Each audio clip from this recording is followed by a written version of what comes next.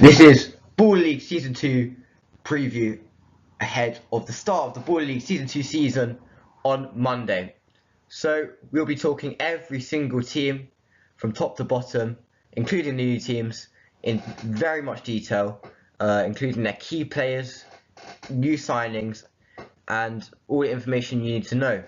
Now, this video is suitable for people who have never watched Ball League in their life and have no idea what it is, because I'll be going over the basics of it in a minute. But it's also suited for those who love Ball League and just want a little recap and a little bit more detail on the things that they might not know about. So sit back and enjoy the video, and yeah, get some popcorn, sit back, and let me take you through every single team in the new Ball League season. Thank you and enjoy, and please like and subscribe.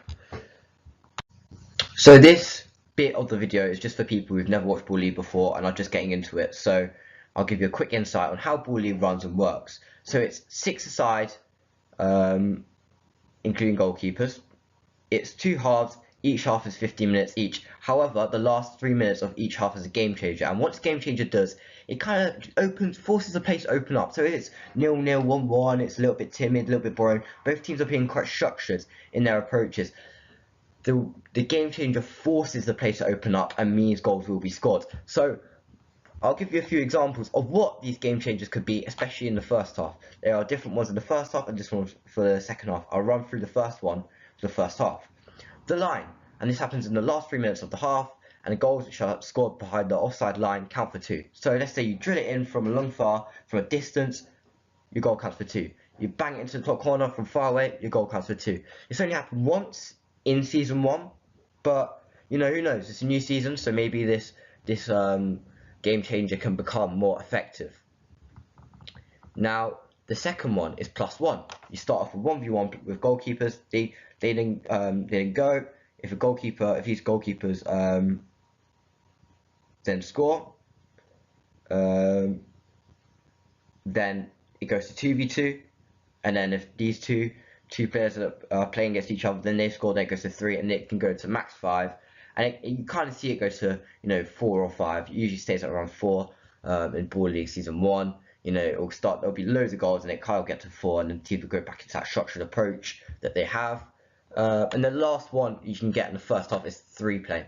Now this is when both teams play with 3 players, and you can have a goalkeeper, or you can have like a defender, and the defender can kind of become the goalkeeper, because the player closest to their own goal line, can use their hands. So if you can trust your defender to do the basics of the goalkeeping approach, and you think they can push their body and make a few saves, then maybe you can try get it to work, or you can just go for a goalkeeper and 2 forwards. But yeah, it's basically 3v3 for the whole of the last 3 minutes of the half, and yeah, and it just forces the place to really open up.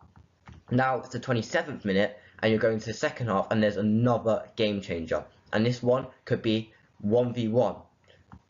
This is when the game is played 1v1. You're taking long shots. It's back and forth, back and forth. This is the most loved and the most entertaining game changer in Ball League. Trust me, it is. You watch this, there are just shots going by. It is the quickest and the most entertaining. This could be 0-0, and you get this game changer, 9-0, 1-1, 1v1.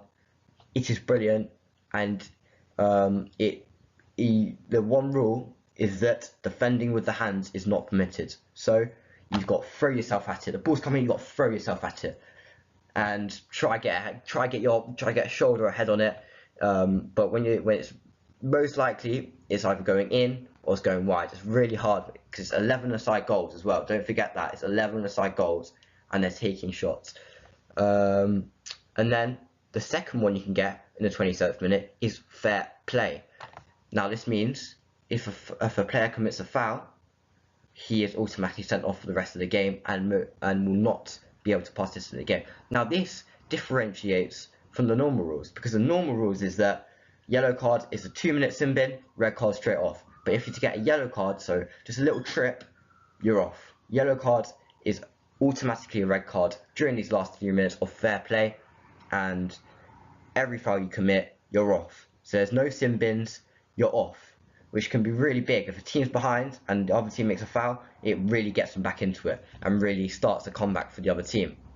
And then the last one you can get, the last game changer I'm going to talk about, is fast forward. So as soon as the ball crosses the halfway line into the opponent's half, the attacking team may no longer play the ball back into their own half and control it. Forces the teams to think, even the team which is winning and are just trying to hold on to the win, they have to, think forward. You can't go back. It forces teams out. You can't just stick 11. You can't stick 6 players behind the ball, and yeah, it really makes sure teams don't just sit back on a win, which is really, really good. Now, every team plays each other. There's 11 games, and then there's a Final Four. The Final Four is a brilliant event where you've got 2 semi-finals and a final, and a few other little events in there, little matches like a creator versus creator or legend match, and it's just brilliant. That Final Four, I was there last season. It was brilliant, and that's how it really works. So the top four go to that Final Four, and they play against each other in 2 semi-finals. First place plays 4th, second place plays 3rd, and trust me, it's the event of the century. It's brilliant. So I hope that makes it a bit more clear of how it all works.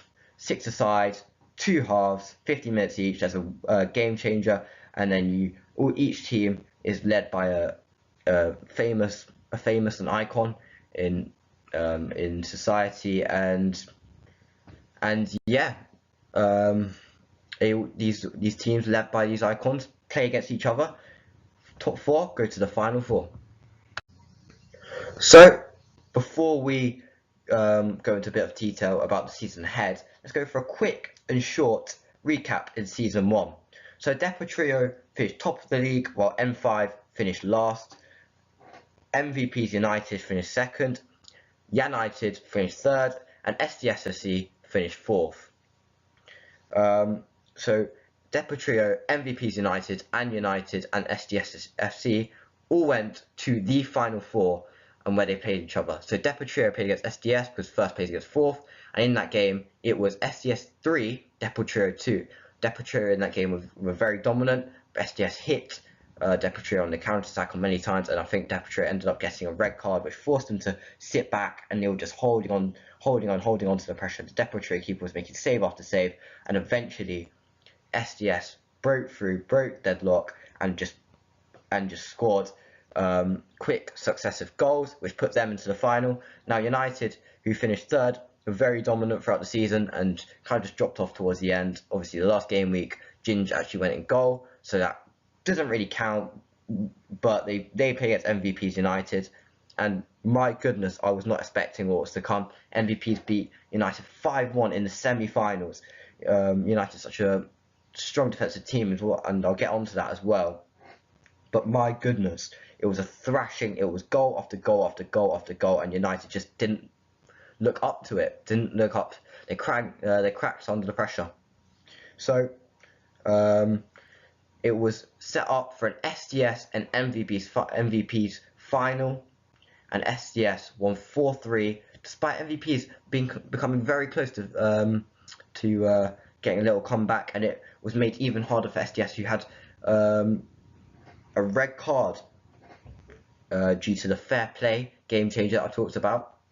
So they had to play the last 2 minutes or so with a player down, and the goal. And MVPs were pushing, but I reckon if it was another minute on that pitch, it would have been a different story. But SDS won, which meant they lifted the trophy. As you can see there in your top corner of your screen, there is Sharky, the manager of SDS, lifting the trophy, and there's a little picture of them with the whole squad.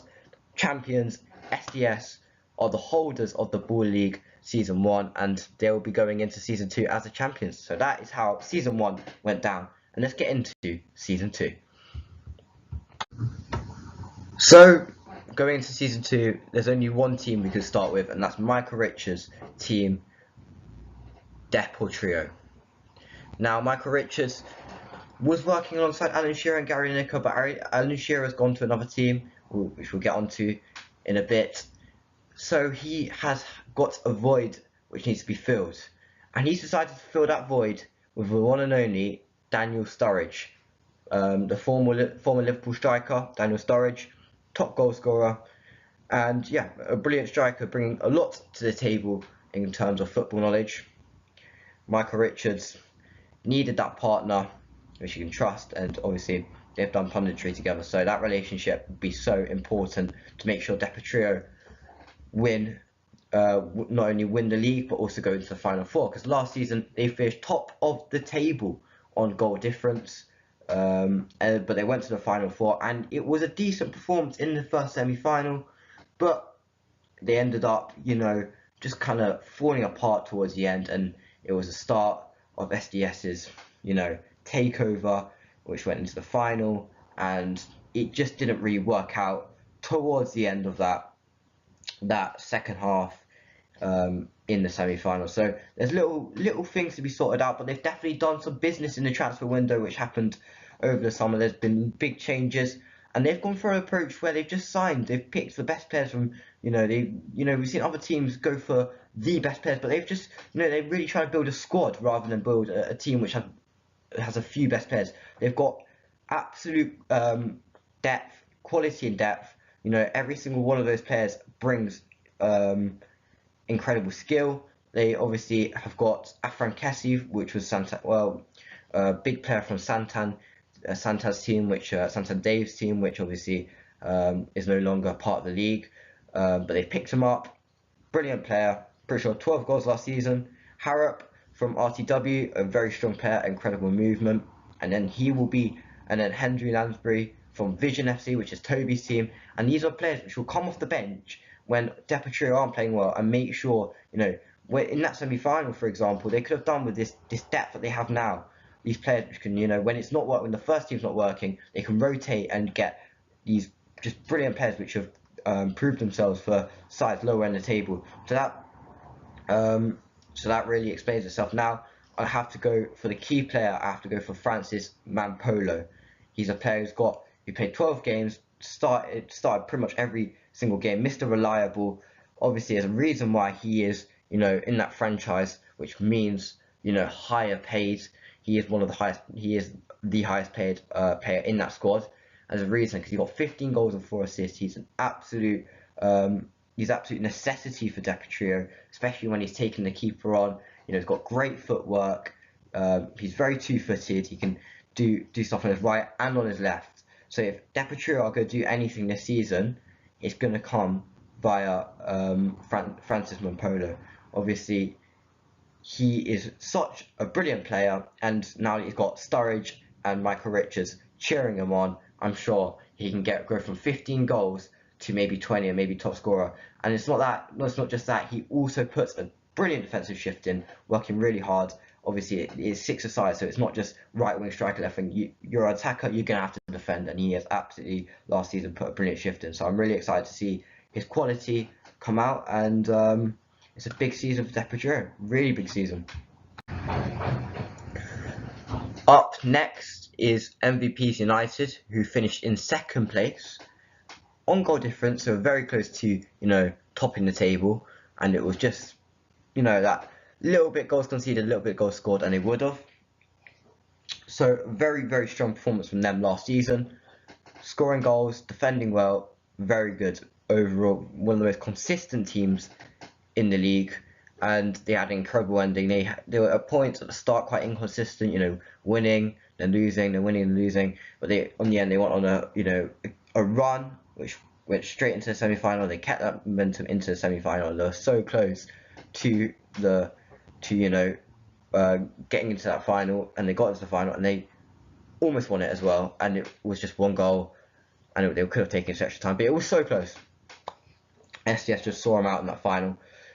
They've gone for approaches a little bit different. They've gone for quite a similar team. Again, picking players from teams below them, like De Silva and like Montel McKenzie. Now, Montel McKenzie is a brilliant signing. Now, he's a defender who will put a challenge in. He's won 37 duels last season. At the same time, he does that defensive work, but at the same time, he'll get you 5 goals and 4 assists. So that is a brilliant signing. He's a franchise baller for a reason. He came from Toby Jizzle's team, which is called Vision, and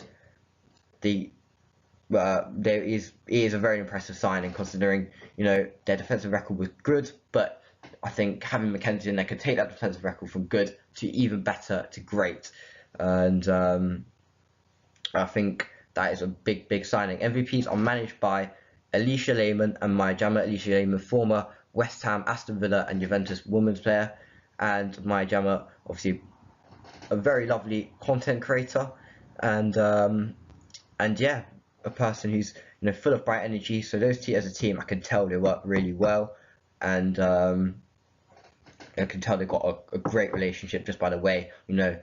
Sometimes one of them be on their own, but when they are as a pair managing, they usually get a great result. So I think it's a brilliant relationship that Maya Jama and Alicia Lehman share. So I think that is a big part of what got them so close to glory last season. Now, the key player. I've talked about Montel McKenzie now, but I needed to go for this man, the other franchise baller, Timmy Abraham. And this is the brother of current Besiktas player Tammy Abraham and former Chelsea player Tammy Abraham.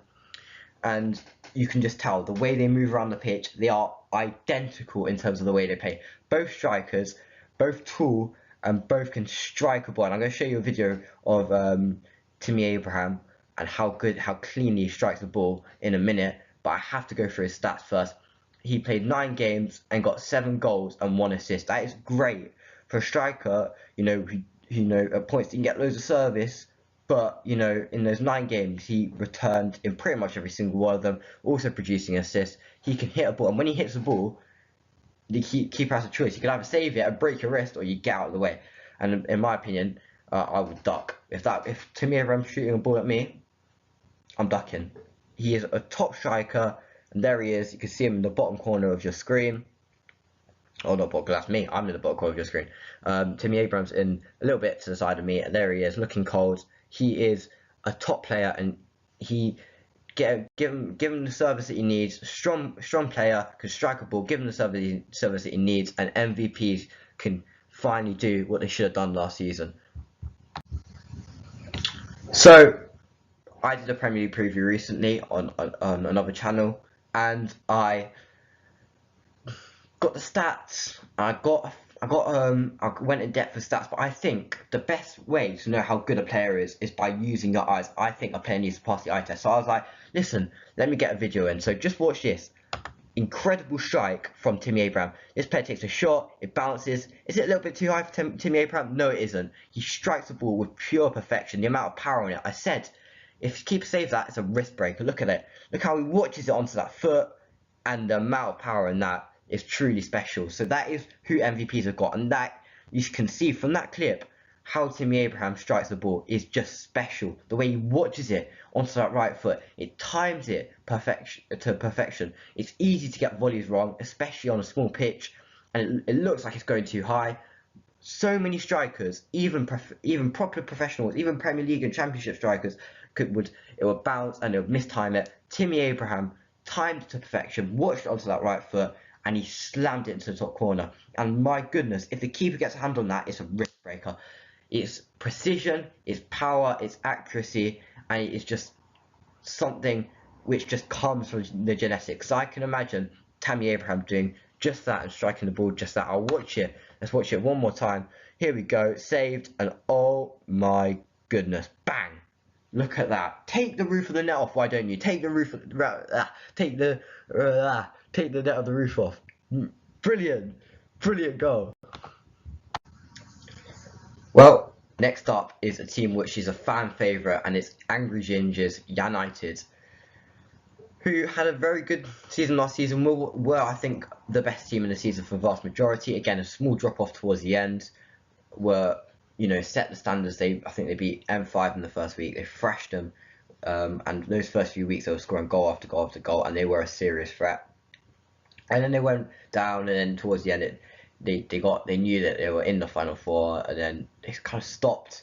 They kind of lost a bit of momentum. Obviously, Angry Ginge went in goal for the last one. I think it was against the Ian Wright's team, and he went in goal, and it was a bit of unseriousness. But now that makes me wonder.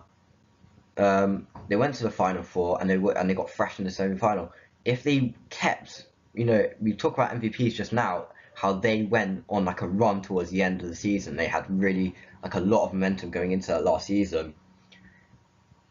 If United took those last few games a little bit more seriously and were a little bit more intense with those last few games, would they have got to the final and even beaten SDS? Because I feel like the reason they lost 5-1 in the semi-final was because they kind of dribbled off towards the end and they kind of lost that intensity. I think for a ball league, you got to keep that same intensity throughout. And I think how lethargic they looked in that semi-final, it was really poor, and it looked like a team which kind of lost a lot of drive and motivation. So maybe I think a top tip for Angry Ginge from me this year is to not go in goal and make sure you see every single one of those 12 games as equally as important, even if you're top of the table, 20 points clear, whatever.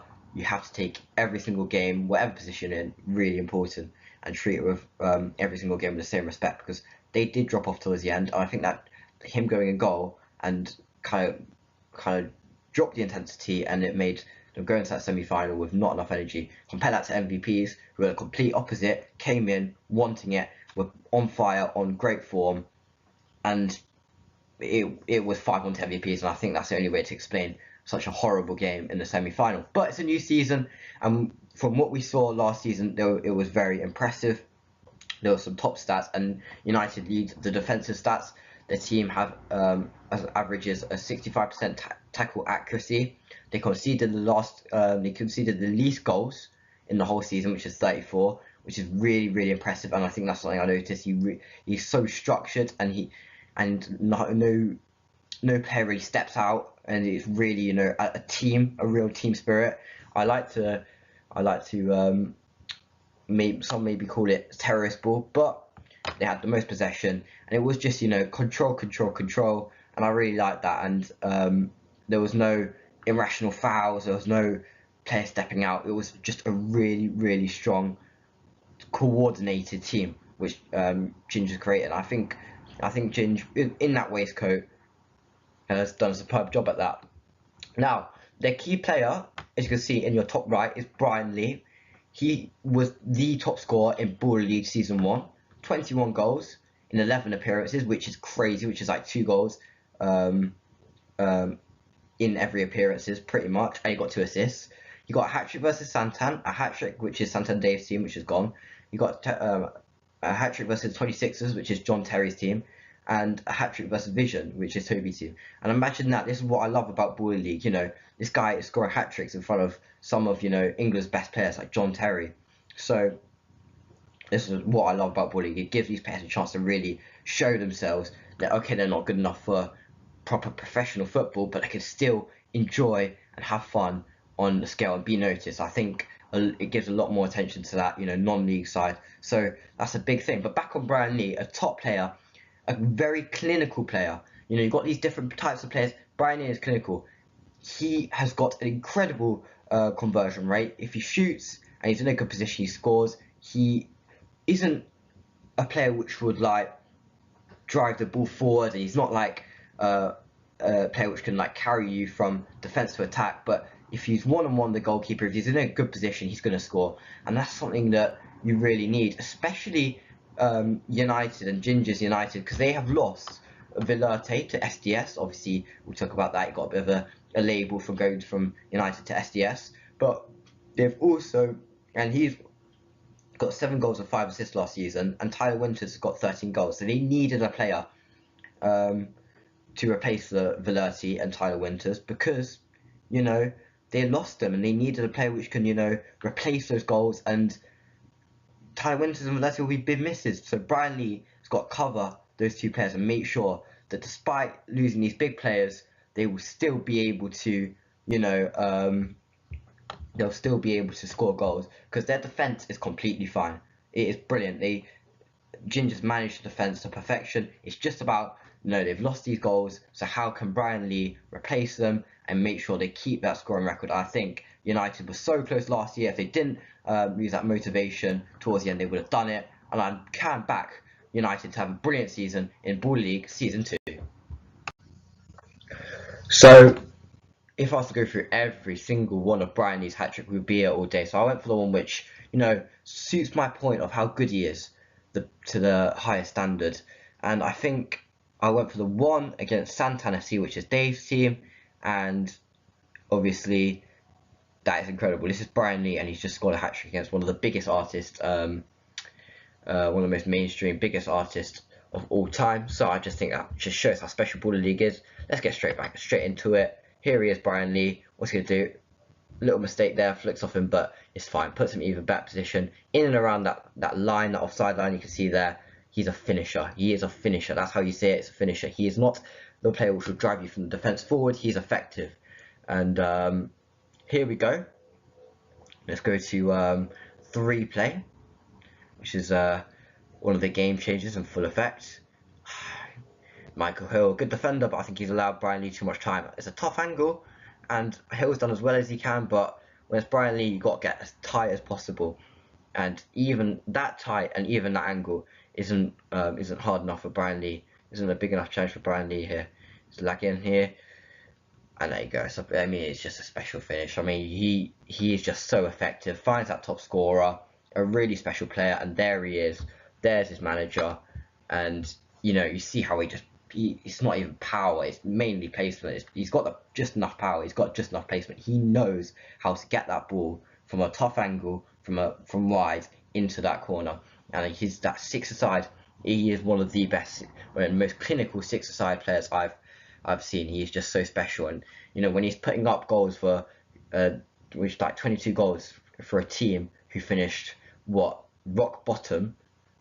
Just imagine what he can do under Angry Ginge and with players behind him which will give him proper service. Can he hit 40 goals? I don't know. Maybe we might be seeing him score 10 goals every week because he's got the talent and he's got a good manager behind him. It is very exciting, and you know what? Angry Ginge has got super talent here, super talent. Well, I've just talked about United, and I'm going to go to their arch rivals. Obviously, I'm talking about them through the league table order of last season. So going down, obviously, SDS finished 4th, and United finished 3rd. But it's so great that I can, speak about United and go straight to SDS because these two are rivals, and I'd love to be able to compare them. It makes it much easier to compare them now that they're next to each other. SDS. Let's get straight to the point. The start of last season, they were the laughing stock. Angry Ginge was absolutely taking the mick out of them. He bought banners. He was getting into the SDS's fans and players' faces. He was loving it. He was having the time of his life, and it was brilliant because they were halfway through the season rock bottom, and they were playing abysmal. The communication was poor. They were playing poor football. It was all falling apart. The tactics wasn't working, and everyone was saying, "Can we play you every week to SDS?" Because they wanted to play them every week because they were so easy to beat. However, that changed. They brought a new goalkeeper in for Big John Hafed, England's number one in six-a-side football. England's not six-a-side football number one. So he's got that experience of playing six-a-side football. Very well known for being a top keeper. He replaced Big John, and in came Keziah Sterling, a wild card. A wild card is a player which you can which isn't on the squad list, which you can get in every week because you've got that squad list on that left-hand side, which are players you have to have, this is like the bulk of the squad, and then you've got the wild card, which you can either keep the same, but the wild card can play, and he does not have to be on the list. Wild card is a separate player who can play for your team, and he doesn't have to be on your squad list submitted at the start of the season. So in comes Hafed, and in comes Keziah Sterling, and boys, they make a difference. SDS pick up points after points after points, and it starts off. I think it was a win versus treble, and then they took a point against United, who were top of the league at the time, and it was just going so well, and it's going up and up and up. And we talked about MVPs having a bit. The MVPs had a better start. MVPs United had a better start to the season than SDS, but it was still a bit rocky, and they carried that momentum into the final. But SDS were very well and truly the team which made a proper comeback for the season. They were absolutely abysmal, and they turned it on its head. They brought in a new goalkeeper, which is Hafed, and they brought in Keziah Sterling as a wild card, and their wild card was just Keziah Sterling every week because this guy is mental, and I'll get onto him in a bit. And it saw them go to the final, go to the semi-final, go to the final four, go to the semi-final, beat Deportivo, who finished first, and when the way they played against Deportivo was so organised, was so physical, it was brilliant. And then, you know, they went to the final, and it was without a doubt, you know, the way they've been playing, you just put your money on SDS, because the way they were playing ever since that 5th game week, they were in impeccable form, impeccable, and they got the last laugh on Angry Ginge. But it's a new season, and the battle will keep going on between SDS and United. So SDS, a few stats to just show how they play. They had the most amount of shots last season, so obviously a team which likes to, you know, shoot from far and try get onto the rebounds, maybe like a, you know, a kick and rush kind of play, bit old style. Highest duels won, shows how physical they are. Highest passing accuracy, with 88% highest passing accuracy, and yeah, it is just absolutely phenomenal. Towards the end of the season, they were much more of a team. They were conceding way less, and they became one of the easiest, and then became one of the hardest teams, and they won the Ball League. So, what a story! Obviously, a big game. I want to say was one of their biggest games. Was a game they weren't even playing in. It was Vision versus Santan. They needed a draw to go through. Vision scored a last-minute winner, but it was disallowed because the final whistle went, and the limbs were brilliant, and it just looks like a proper team everyone wants to be a part of, and it's a fan favourite SDS. Them and United, the proper battle, and it will go into this season. It'll be special. Now, let's go into more detail about Keziah Sterling, because this guy was the best player in the whole Ball League last season, in my opinion. He got 16 goals, 8 assists, 24 returns, which is more than Brian Lee. And obviously, I want to talk about him, which this makes this battle from last year of season 1 of SDS and Ginge even better, because they've got two of the best players, and I think this is going to be like the Ball League version of Messi versus Ronaldo. Sterling as your you know, Messi, who can, you know, create attacks on his own. Lee has that clinical great moving and finishing and just incredible, you know, Ronaldo like play. This is Brian Lee versus Sterling, and it is Messi versus Ronaldo in my opinion. And for it to be SDS versus Ginge just makes it so much better. I think the storyline will be brilliant this season in terms of that. Who do I think better? I think Sterling's better, very so slightly, but again, it's Messi versus Ronaldo. Opinions will be completely split in the middle. I think Sterling just offers a little bit more. I think Lee, as I said, I use the words clinical and effective. I think Sterling's more technical, and he's more like he's more of an all-rounder. He can defend, he can technically, you know, score screamers that I don't think Lee is part of, and I don't think Keziah Sterling is I think Keziah Sterling is still effective, but I think he's more of a, you know, a magician rather than this player like Lewandowski just scores. Keziah Sterling, he scores goals, but he doesn't just score. He does other stuff as well on top of that. So I think Keziah Sterling is slightly better, and Keziah Sterling was actually not meant to play this season, but they managed to get him, convince him to play a part in season 2, which is so special. And you're going to see in a minute just how good Keziah Sterling is. But SDS, the holders, can they do it again in season 2? Let's see. They've got an incredible goalkeeper. They've taken Velerti from United, so the rivalry is even more because they've just stolen one of United's best players, and their squad looks not only incredible quality, but I can tell there's an incredible team spirit within the lineup. So let me tell you where we are in this video.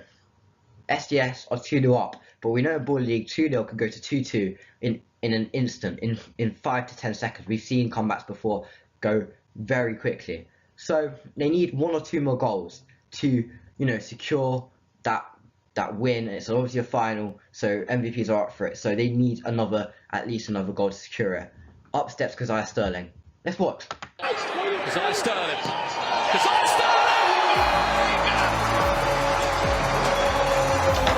I mean, he's just done that in a final. He's just found the very top corner, and that is how valuable he is.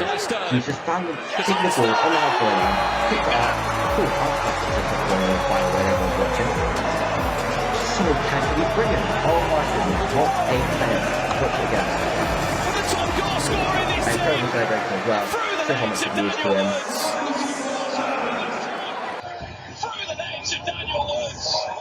he is just so technically brilliant. I mean, you can't, look at that and think this guy is.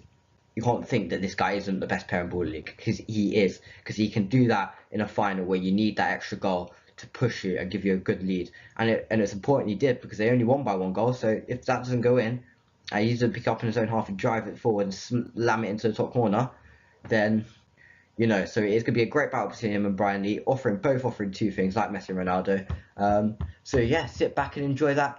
So enjoy 12 game weeks of these 2 going against each other. Now it's time to talk, and it's going to be a bit confusing. So this team last season, the core of the team and the majority of the players which make up the team were managed by Luis Figo. However, he decided he didn't want to turn up to too many of the matches, so therefore Ball League and Figo split up, not apart, and he needed a manager to take over Treble FC. Well, that's what it used to be called, because it's now NDL FC, which means the manager is, of course, Mr. Omilana. There he is in the top right of the screen, looking very bored and looking very like a top thinker, which hopefully he is, because there's a lot of talent in this team. Now, he's got to make sure that he uses these players correctly, because they have got, in this team, they have got 111 goals and assists throughout that whole team. Bear in mind, there's only around 15 or 16 players in there, and they all contributed to 11 goals and assists, and that's including the secret signing, which was Tyler Winters from Angry Ginger's team, and the international signing, which was a player from Ball League Germany. So there is immense amount of quality in this team, and it can't be wasted upon Nico. But this is a problem. Nico Milana has a 0% win rate. He's managed 1 game so far, and he was managing the Creators team when they played the Legends team in the Final Four. So he's got to improve on that performance, because it wasn't very good. It was 8-7 to the Legends. But I reckon he's watched that back 100 times, been very disappointed with himself, and he's watched it back and seen what he's done wrong, and he's going to come up here with a sharp and new approach and with new tactics that will work, unlike the one in the Final Four match with the Creators. And yeah, if you're looking at the team, there's a lot of quality. Amin Sassi, Kieran Clark, Dominic Vos, Tyler Winters, who's a secret signing, obviously the Ball League Germany, signed from Ball League Germany. There's a lot of quality, and it can't be lost. But I think this team, NDL, has a big chance of finishing first, just because of that amount of quality. And I think Nico's got a lot of knowledge about football. I can really see him doing well. Now, I'm going to go on to the star player or the key player, and I haven't looked at a defender yet. I've said Kazai Sterling, I've said Francis Mpolo, and I've said Brian Lee, and I've said Timmy Abraham. We're all forward so far. So I was like, listen, let me change it up and let me look at a defender. So I've gone for ex-professional player, ex-Premier League professional player, Kieran Clark. Now this guy in the Premier League was solid. He was a leader. He threw himself into challenges, and he was just so good. He was just a no-nonsense defender, and I can't believe NDL have got a proper Premier League, ex-Premier League player in there who's been playing football at that level so recently. And there he is. You might recognise him. Obviously, as I said, former Ireland international, ex-Newcastle player. And he was just so good last season. He came in and he kept his spot. And you can have all the attackers you want, don't get me wrong, because Dominic Vos, who you can see above that secret signing on the section on the left-hand side, which says the team, he got 12 assists, which was the most, and he had the highest four passes. So you can create and score these goals with 111 goals and assists. But if there's not a strong core, which is led from a centre back, then what's the point? You can score all these goals, but if you're conceding just as many, then that's a problem. But that's not what happens when you got Kieran Clark, because he had 10 appearances. He offered his and he won 7 tackles. Sorry, not 7. 17 tackles were won in those 10 appearances, which is really good. And he did 92 forward passes, and he got 3 goals and 5 assists. So, this guy, he will offer his, he will do a lot of work going forward, but he will also keep that core. He's obviously been in many stressful situations before in terms of the Premier League, and he's experienced, and he can be a role model to these other players. So, he will just stay back, maybe do a bit of attacking and maybe do a bit of, creating, but majority stay back, a big guy, uses physicality, throw himself into challenges, and that will let the likes of those Winters and Amin Sassi have a little less, pressure on the back to, do well. Because we've seen teams like last season, the team that Brian Lee played for, he was scoring all the goals and they were scoring quite a lot of goals. They're putting high numbers up in terms of that, but their defensive record was so bad that they finished last. So it's important you get that balance right between a strong attacking side and a strong defensive side. And I think NDL have really got that, especially with this man, the former Premier League player Kieran Clark. So I've got another clip to just demonstrate about how good Kieran Clark was, and I think from here you'll be able to tell how important he is to this formerly treble system, and how important it is to just look at the defensive side of things. Even though it's a clip of his goal scorer, you'll be able to tell in this clip of his football IQ and just how professional he is. Here we go. Kieran Clark! And he finds the corner. As soon as that ball went, he knew exactly what to do. I want it. Is every single step he takes, he's got a meaning of every single step. He didn't run effortlessly. He put that ball off. He's like, okay, how do I get myself to a good position? I'll let him flick it off to me, and that finish was brilliant. Let's see it one more time. For the sake of it, Kieran Clark, brilliant finish. And when you got to put a player there who's played for Newcastle and Ireland in that situation, of course he's going to find the corner as easy as it gets. And a very good goal for Kieran Clark. Big season ahead under a new manager and under a new name, NDLSC. So we encounter the first team which is to be managed by a member of the Sidemen, and it's being managed by Toby Brown, or Toby Jizzle, you may know him as. And his team had the least possession last season, so went for more of a counter-attacking style, about just trying to hold off the defence and hitting them in transition. And it has been quite a lot of change since last season though, so maybe I'll go to this season with a different type of approach. But there's 6 new players, and there's both of those franchise ballers, which are often the best, and as they are the highest paid players in the team, and those 2 franchise ballers are brand new. So it is quite a new team. Vision last season, underwhelming in that lower mid-table finish. Didn't really. They did contest the top 4, which gets you into the final 4, and they were very close to getting it. But whenever you never watched them and were blown away. So I think they were just quite in a way which isn't offensive. They were quite consistently average, which is better than being consistently bad. Which, as we go on, we'll talk about some teams which were actually quite consistently bad. But they just need to step it up a level. They were all right last year. I think SDS were much better for their money in terms of deserving to finish in that final 4. They just need to step up a notch.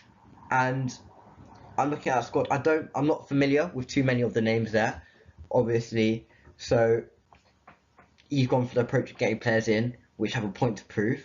So I like that for Toby. We don't know not much about this team, so it kind of creates that feeling of unknown, and we don't know how good you don't know how good they are going to be because of such a new squad. So maybe they'll get these players and 2 or 3 of them will be brilliant. We don't know much about them, so maybe they'll just zoom up the table in terms of where they finished last season and where they finished this season. So yeah, I like it. It's kind of got that feeling of unknown, and I think Toby Jizzle's got a point to prove, and good luck to him.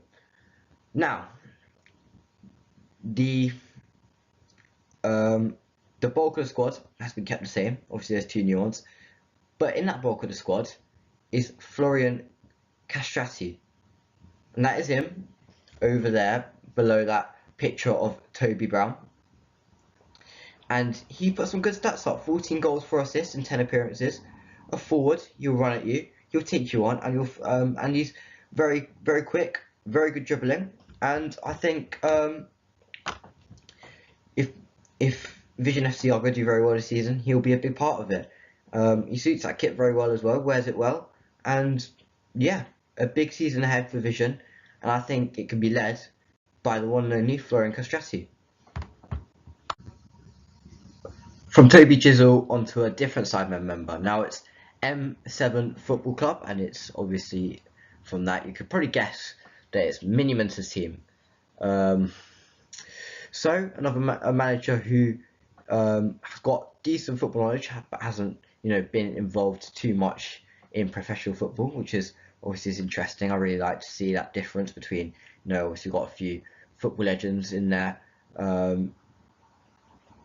like Elisha Lehman, John Terry, etc. You've also got a bulk of the team is made up by content creators like E-Man, Nico Milana, SDS's Sharky, Angry Ginge, and obviously Toby Jizzle and Mini Minter. So I really like that difference in terms of the battle between content creation and obviously ex-football players.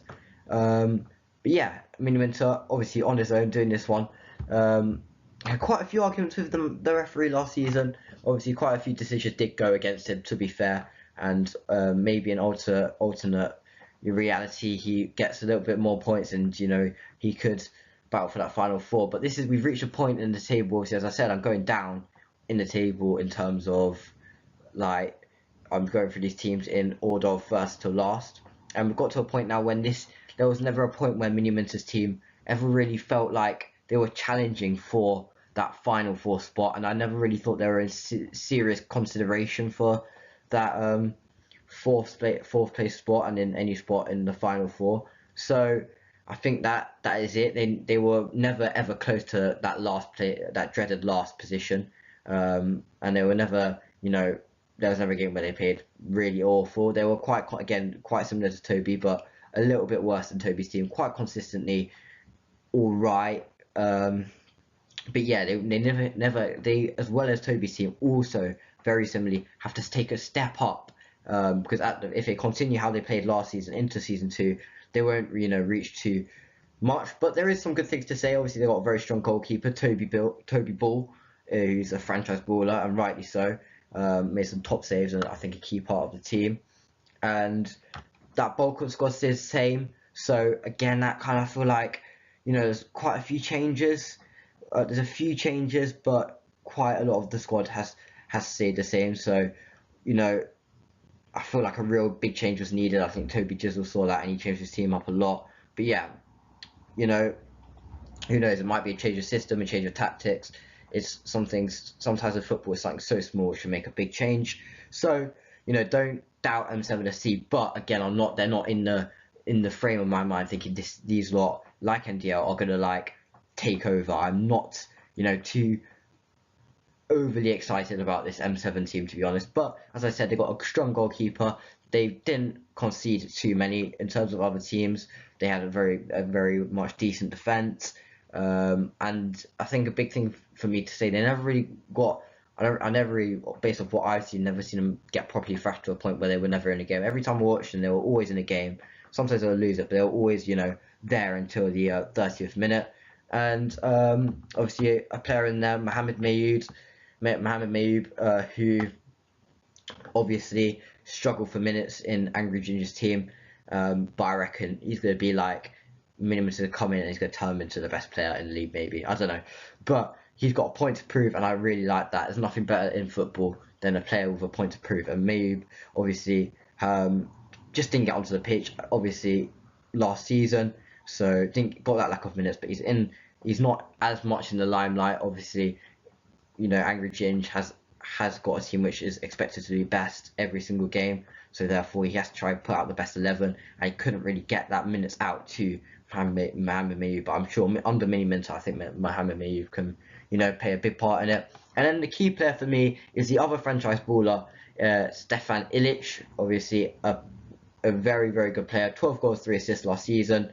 He can really curl. I've seen a lot of his finishes kind of curl into the corner, and yeah, a good player, a good finisher of the ball. And I think M7 potentially can push towards that fourth, third space, but I don't think they've got the quality in the team to push for first or second. But you never know, maybe they'll sneak away into that top four, and with good tactics, it can be done. Alright, up next is the 26ers, which are led by Chelsea legend and former captain John Terry, who's also had his fair bit in management, assistant manager at Aston Villa for a bit of a while. So to see him and his team finish ninth was a big surprise. However, they did give every single team a good go, and we've seen lots of managers give credit to John Terry, and a lot of people have put it down to just bad luck and decisions not going their way. So if luck does fall their way this year, I think they can have a brilliant season.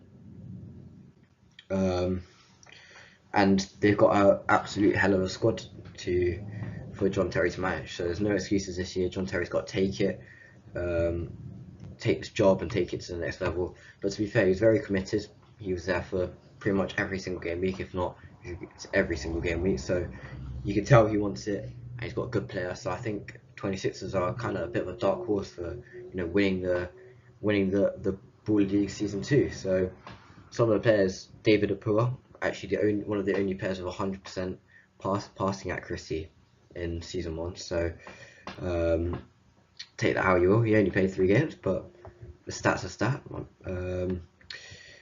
As well as that, you got Kojo Apenting, a brilliant player, Jarno Sterling, and my star player. There he is. You can see him on the screen. Bilal Saeed, an absolutely brilliant option for the game changer one-on-one.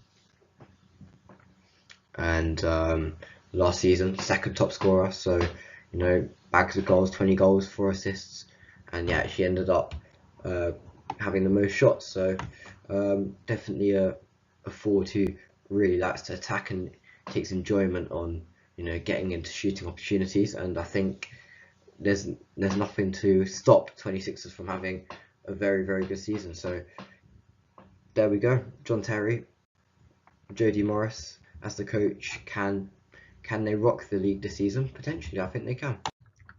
Last season, Wembley Rangers had managers Ian Wright and Chloe Kelly. Chloe Kelly has since made her own team, which we'll talk about in a bit, and that left Ian Wright on his own. However, he found a partner that he's got very good chemistry with, who he's worked on Match of the Day with, and who is also another top Premier League icon. So Ian Wright has gone to Alan Shearer to accompany him on this Ball League Season 2 journey for Wembley Rangers FC. Wembley Rangers did too well last season, 10th place, and when you got likes of Sharky and Angry Ginger up there, they got to prove themselves. This is their game. Ian Wright and Alan Shearer are Premier legends. You can't just let teams like SDS trample over you. So it's a big season, and the pressure's going to be on the likes of Alan Shearer, Ian Wright, and even John Terry to follow in Michael Richards' path, because Michael Richards was the only former footballer to do really well last season. Obviously, the former footballers struggled, and the content creators were on top. So they're getting beat at their own game, which is a big disappointment. And looking at that team, there's not too many players out there who stand out. There's not incredible quality, and you know what it is. It's hard to attract top players in the Ball League when you have when you finish 10th. Obviously, SDS and Ginger could attract those best players because they were in the top 4. So they've got to work with what they got, and it's impossible with the situation they're in to bring the best players in. But they've got to find the hidden gems, and hopefully they can do something with these players and push into the top 4 and go on and win the competition. However, that said, I'm going for another defender for my star player. It's Czech TM, and I thought it was about time we went for another defender. So 36 duels won last season for TM, 16 tackles won, 6 goals in 9 appearances. So again, you have to stress the importance of your defender not only being able to put a good challenge in, but also being able to create and maybe get onto the end of some through balls themselves and be able to finish. So And I think TM brings that in abundance. He'll attack, he'll defend, and he'll create. So an all-round brilliant player who offers so much. And I think if Wembley Rangers are to get anywhere near that top 4 and the final 4, it's going to have to be a big push for TM, because the quality, there's not loads of quality in that team. And you know, Domingos Perez is a good player, but other than that, him and Czech TM, there's no one in there who really pushes out at me and makes me think like, yeah, this team are gonna really push forward. So it can't be another lethargic year. Wembley Rangers were, you know, a team that everyone wanted to play last season, and that's a shame because they're managed by 2 footballing greats, and you know, it feels like they're letting me down a little bit. They're letting me down.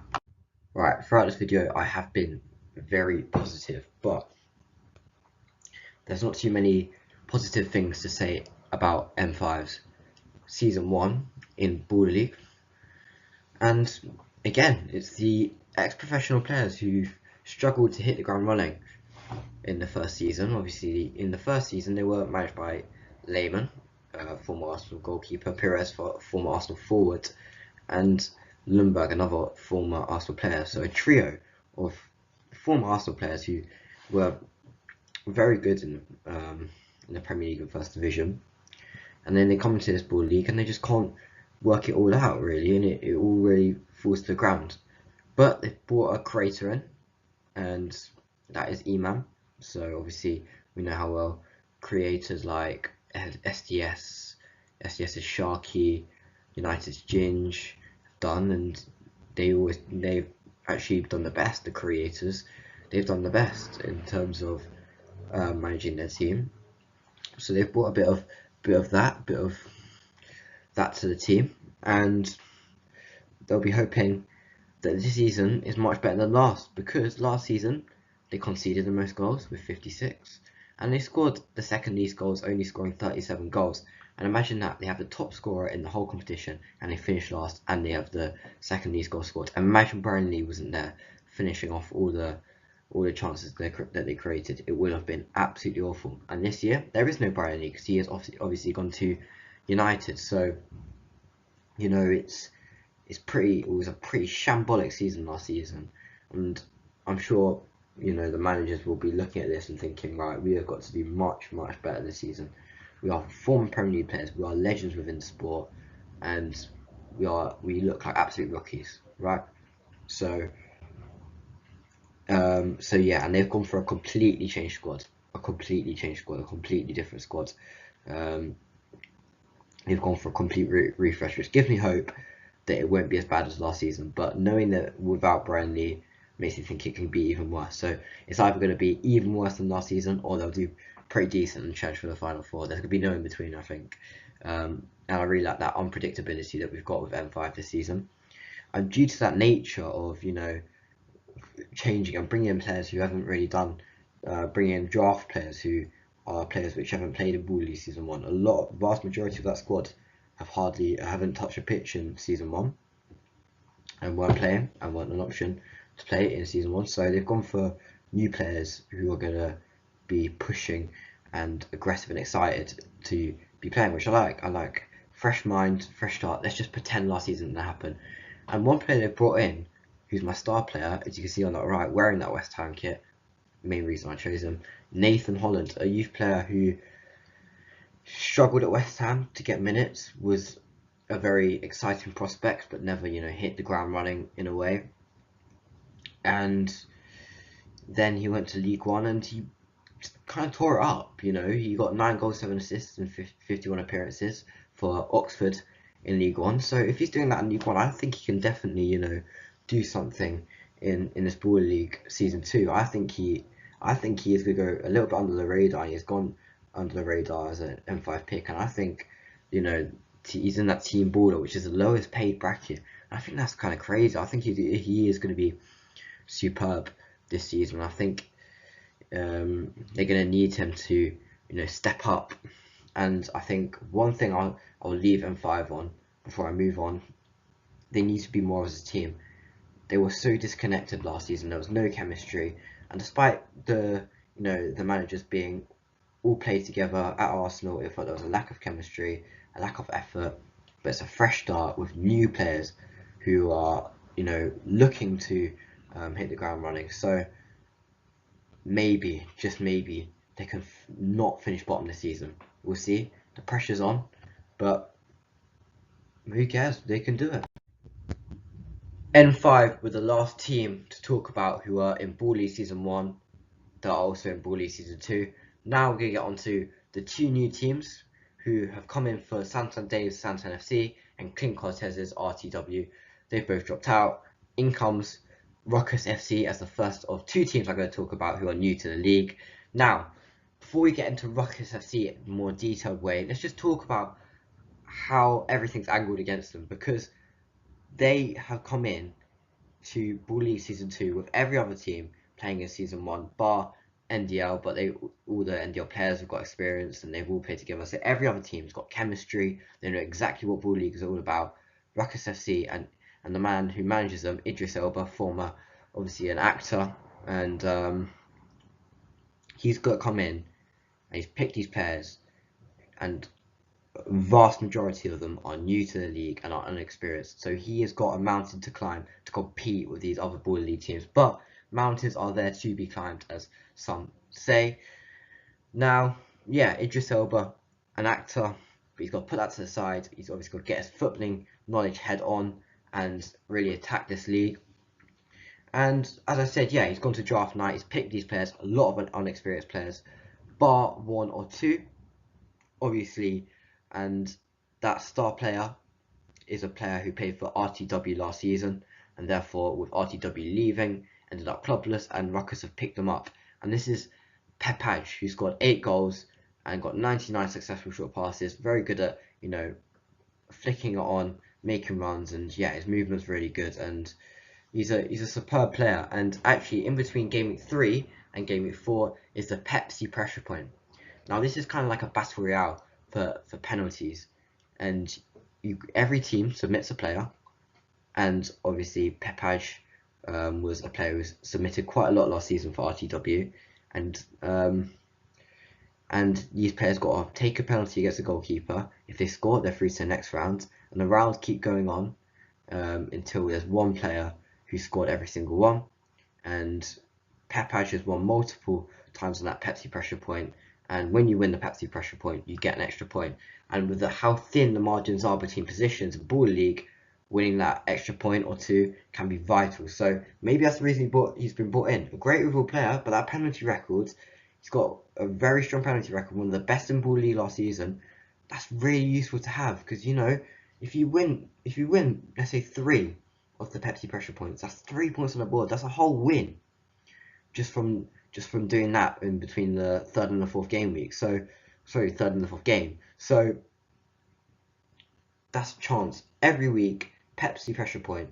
Pepaj can be winning Ruckus FC an extra point on top of their games played. So that's a very useful player they've got in. Other than that, it's unexperienced, but as I said multiple times today, unexperienced is never a bad thing, because you've got players who could shock you. We normally knew who Brian Lee was. He came in off the draft night, and he came in and he has destroyed the league since and made a name for himself. So of all those players, at least 1 or 2 of them can definitely make a name for themselves. So they've got that experience, but you also got to look on the bright side of things, knowing that they've got an element of surprise at Ruckus FC. So best of luck to them. Best of luck to Idris Elba. But it's a tough season coming, and it would surprise me to see them finish anywhere above 8th or 7th, or to even challenge for that Final 4. Last but not least is Clutch FC, another new team. However, the manager isn't really new. She managed Wembley Rangers last season alongside Ian Wright, but she was like, listen, let me go my separate way and create my own team, and really do this by myself. So on her own now, with no Ian Wright, after a poor season with Wembley Rangers last season, the pressure's on, but who knows, maybe she'll be able to do it. For she is a current Arsenal women's player, obviously done very well for England at national level. So she's got a good bit of experience in football, and a bit of experience in Ball League Season 1. So there's less stacked up against her than there is with Idris Elba's Ruckus FC.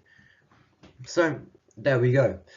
Now, in terms of the players, it's the same kind of thing. Let's bar a few players like Solidemi, Michael Hill, and Alfie Sheehan. It's a squad which doesn't really know each other, and a squad which hasn't really played in Baller League, especially not Season 1. But, as I said, Michael Hill, incredible, came from a Santander team, and he played a big part in the strong season for Santander's team, and he was just really strong, really unselfish, and even being unselfish, still grabbed the goals, was always looking to, create space for others and play others through. So yeah, bringing that unselfish vibes to Clutch FC is big. But a player I really want to focus on, because he probably is one of my favourite players I've seen in Baller League, just because he's like an entertainer, he's like a gem, and it's Alfie Sheehan. I can't believe there should be another tier above franchise baller, which is like £2,000 per game, because he deserves his own bracket. Honestly, he's so good, and Clutch FC have landed a big one here.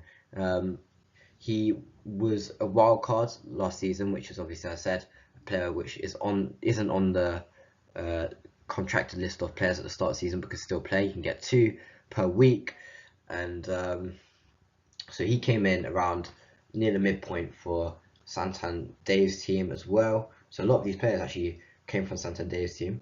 But yeah, he played for Santander's team, and honestly, he played that first game, and Santander didn't look back. He's played every single one since. So 8 appearances, 4 goals and 1 assist in that. But the fact is, the stats don't really back him up. He's just so incredibly good, and this is the one player who's got that thing of the ball sticks to his feet, and having that in Baller League, 6-a-side football, small goal football, is so crucial, because the teams will press, and you could just break down a press. All the teams in Baller League press, and you could just break down a really heavy press in one turn. And he was so 2-footed as well, so unpredictable, and it was just impossible to get the ball off him. So having that, being able to break the press, take 2 or 3 players out of the game, and start attacks is really good. Now, he had quite a few good attackers like Michael Vose, and obviously Michael Hill is also in this team. He had them alongside him, so it's going to be harder with players who may not be as good and a little bit less unexperienced. But I still think the fact that he managed to get this guy in, he should be. I can't believe he wasn't. He must have had offers knocking on his door. He must have had loads of other teams knocking at that door saying, "Come play for us," because he is just so good and so effective. Again, another effective player who can just take 3 or 4 players out of the game, as simple as that. And there's literally no point pressing. So Clutch FC are very press resistant at this point. They'll turn you out and they'll get you on the counter. So yeah, really positive things coming from that. And the fact they've got this player, superb, I think they can do very well. And the pressure's on, because Chloe Kelly had a poor season next to Ian Wright, but she's on her own. You've got to leave that in the past now. It's a new team, Clutch FC. Welcome to Baller League.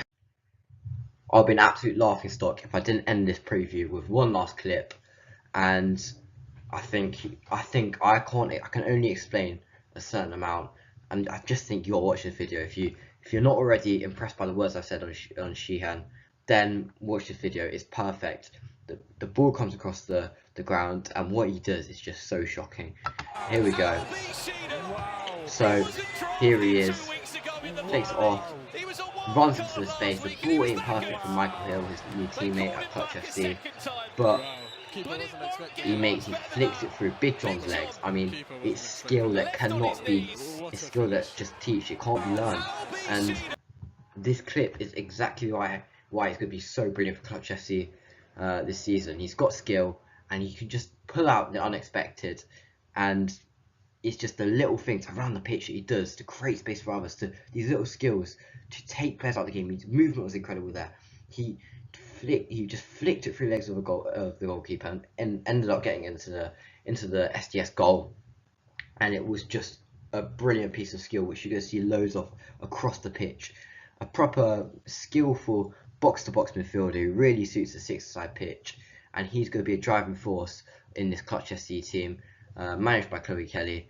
And yeah, be ready for the unexpected. When the ball goes to this guy Sheehan's feet, be ready for him to pull out a little skill, turn out into the space, and release the ball into the attacker's feet. So this guy is a big player, and the fact that Colchester have got him means anything is possible.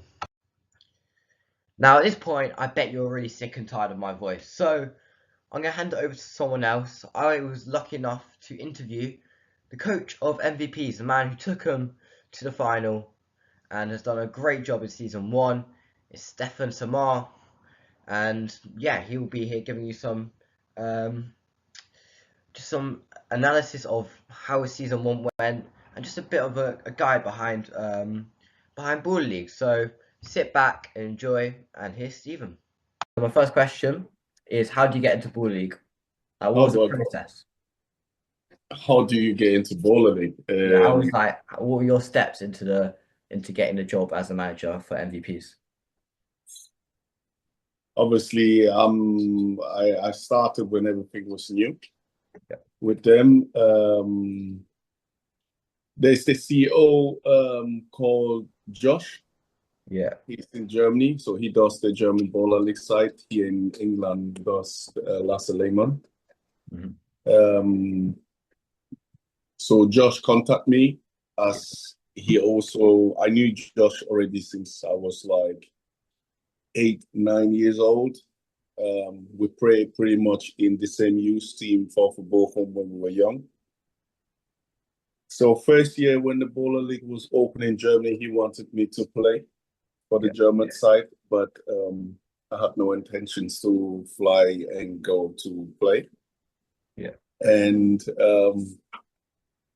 it's just one of the funny story. I went with my friends out in Manchester last year. And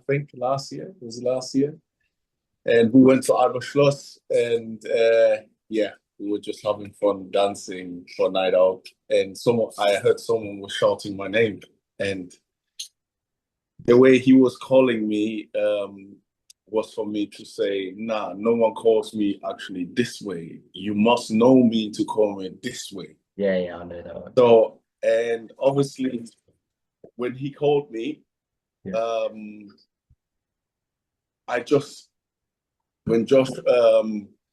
Joshua Forbes called me, is his name, I just didn't first react when he called my name, because it might be someone that maybe knows me from outside, you know.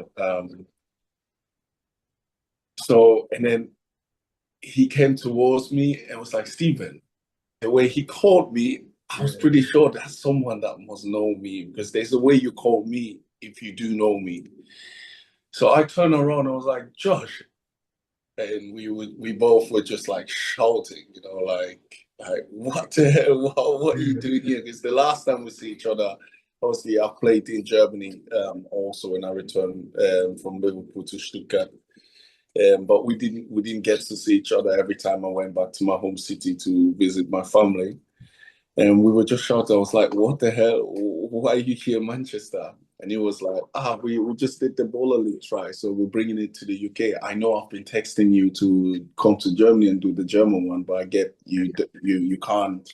You're just not in the moment to fly to Germany to do that side. I say, yeah, I'm pretty much very busy doing my coaching batch. I'm more into coaching than playing. Yes, I can still play if I want to. And also right now at this moment, I can still play if I want to. But I am just this person. I can't do two things at once. You know, if once I am focusing one thing, I want to take it serious. Yeah. And it might look good from outside, a little bit show, and but for me, there's no show. If I'm out there playing, there's no show. I want to win, either as a manager, but also as a player. So we're talking about it a little bit. And I said to Josh, for me, the only way to try to join the Baller League family, Germany or US, not US, UK, it's just as manager. If not, I'm not gonna again wear my boots to say I'm gonna come and take maybe opportunity for someone that has never experienced to play in a full house arena, you know. I rather than give the opportunity to different players that are really hungry to see this side in football. But as a coach, I'm ready to take the challenge, also to train myself.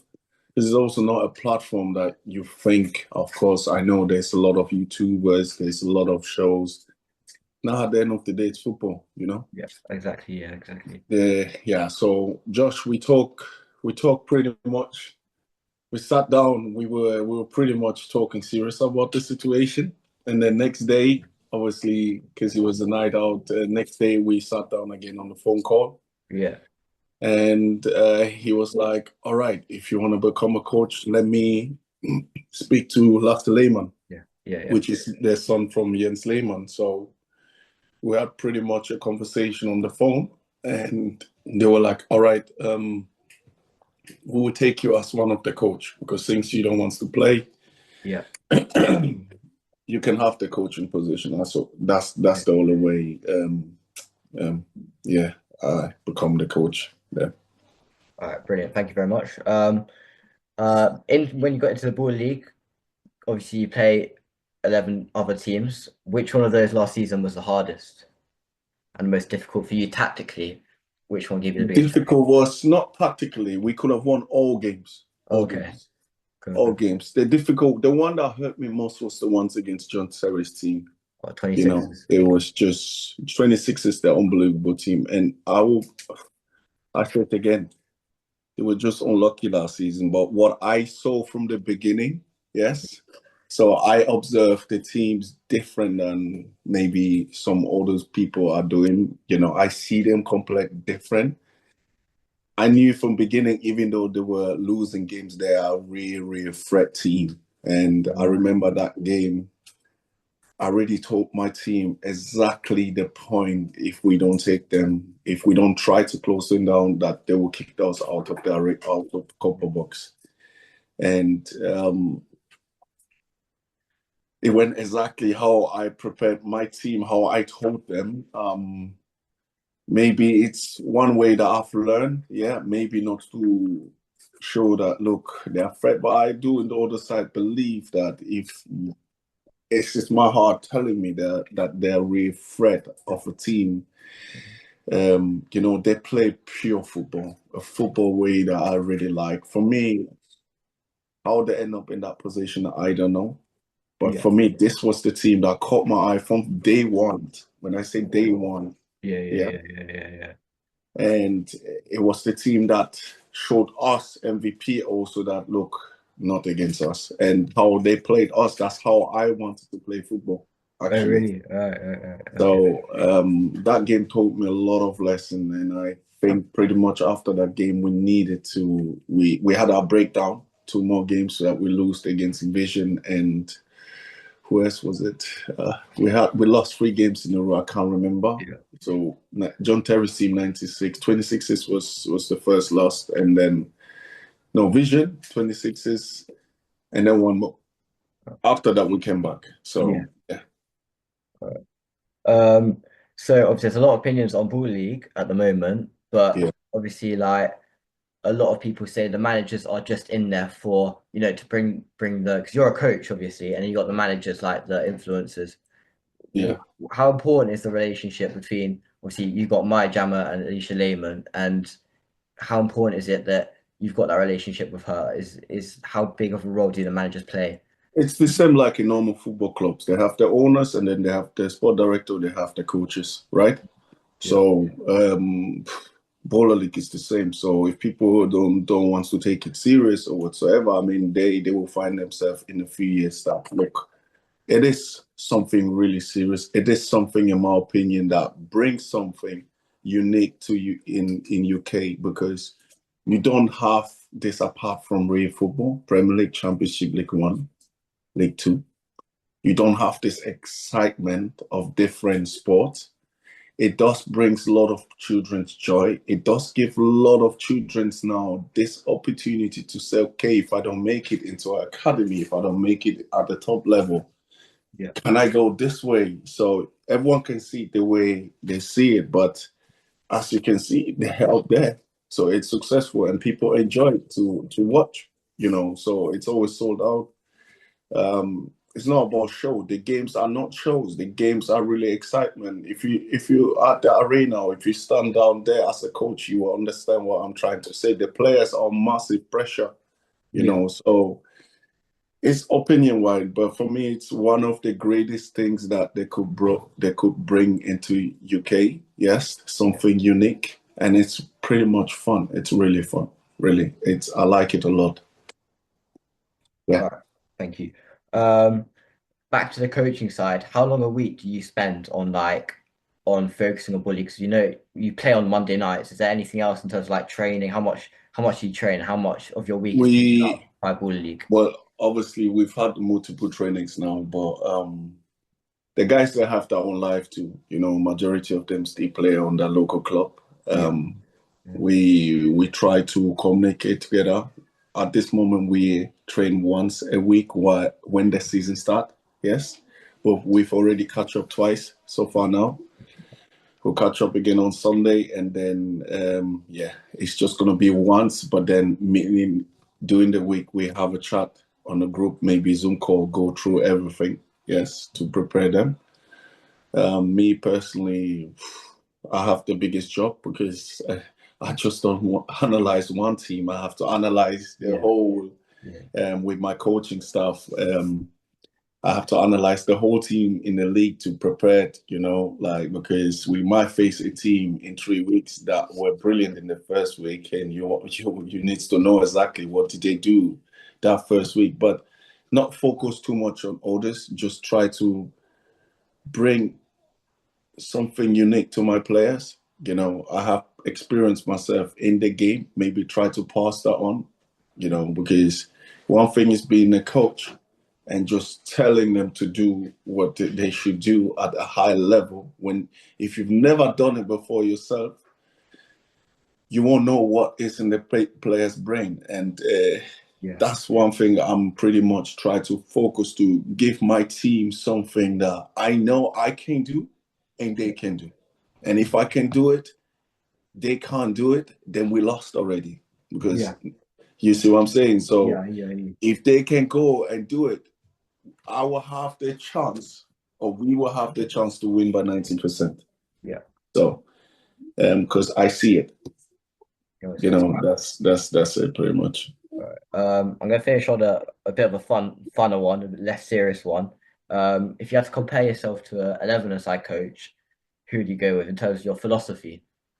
I'll be honest with you, Jurgen Klopp. Yes. Why? Because 2009, I had when he was at Borussia Dortmund, I had the pleasure to train with, I think, 15 and a half years old I was. It was around March time. Yeah. On that time, the Borussia Dortmund was in a very difficult period to go up to the first team and observe, train with the first team. And after that, 3 or 4 weeks later, I got my move to Liverpool Football Club. And again, when I finished 2 years ago, I started my coaching license at Liverpool Football Club. So did watch a lot of his training, just how he is being at Anfield, how he is as a person. He treats every player differently.